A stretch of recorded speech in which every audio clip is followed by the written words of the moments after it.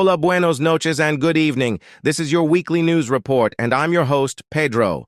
The U.S. and Israel have continued to carry out strikes on Iran, targeting government, military, and civilian infrastructure as the conflict has spread to Lebanon, where Israel has been carrying out intense bombardment. The U.S. consulate in Dubai was in flames on Tuesday as Iranian retaliatory strikes continue in the Gulf, escalating tensions in the Middle East. Iran has launched hundreds of missiles and drones as it expanded its retaliatory strikes to target energy infrastructure and diplomatic compounds. The conflict, which entered its fifth day on Wednesday, has also sparked political debate in the U.S., with the opposition Democrats questioning Trump's decision to attack Iran. Joint Israel-U.S. strikes have targeted western Tehran, with video footage showing thick plumes of smoke over the city. According to senior U.S. Admiral Brad Cooper, Iran has launched over 500 ballistic missiles and 2,000 drones in retaliation. These attacks have hit the U.S. Embassy in Saudi Arabia, struck near the U.S. consulate in Dubai in the United Arab Emirates.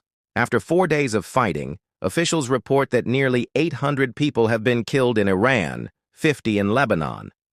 Despite the heavy military action, Trump maintains that a U.S.-led regime change is not the primary goal, suggesting instead that someone from within the current Iranian government might be the best choice to take power once the war concludes.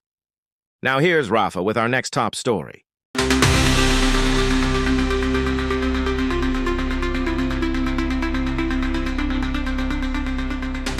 U.S. crude oil recorded its biggest weekly gain on record, dating back to the inception of the West Texas Intermediate oil contract in March 1983, as the escalating Iran war threatens global energy supplies.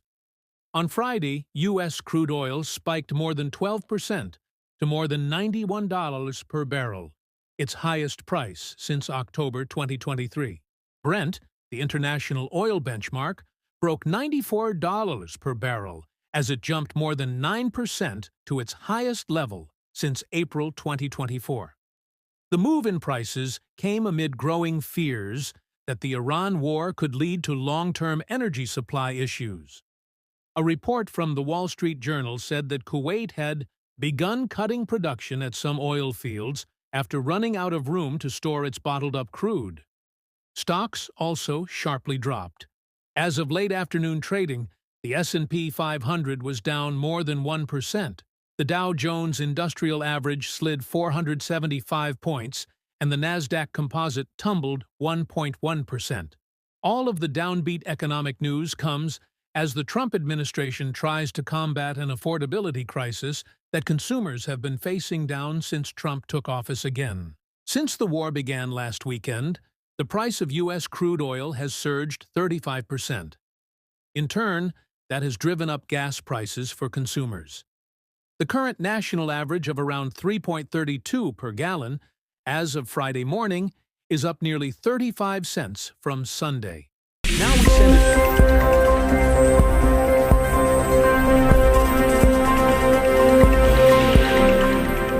A combination of unusually balmy winter weather across much of the western United States and one of the worst snow droughts in decades has experts bracing for what could be a particularly intense wildfire season.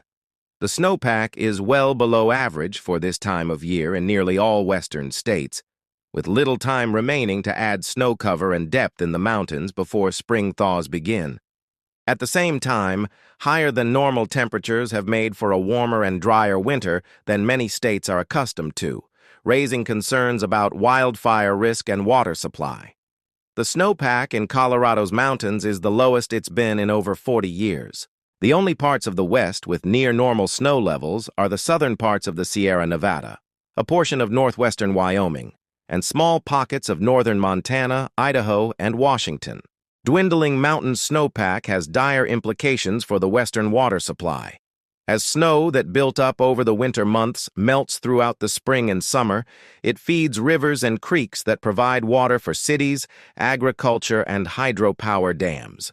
Without robust snowpack levels, reservoirs across the western United States won't get adequately replenished. Now here's our...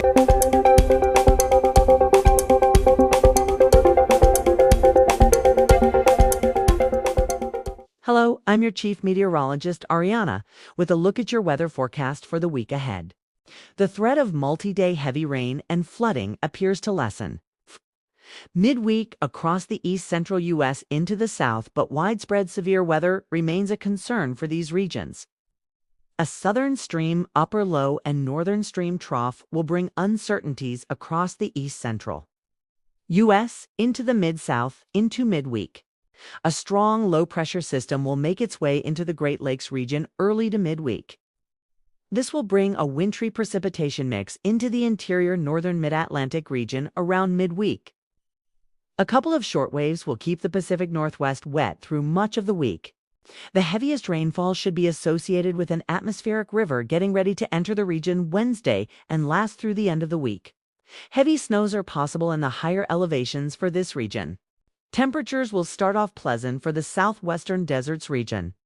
Early to midweek with a chance of quick-moving, low-pressure system that will bring some rain and mountain snow for the region early week. Now, here's a look at your 7-day forecast for the Phoenix, Arizona area. Highs will be in the mid to upper 70s to start the week with rain likely for the Phoenix area Monday and Tuesday. Clearing by midweek with sunny skies returning by Wednesday, and temperatures will increase to around 90 by late week. Low temperatures will remain very pleasant in the low to mid-50s for most of the week. Now we send it back to Pedro. That will do it for this week's weekly news report.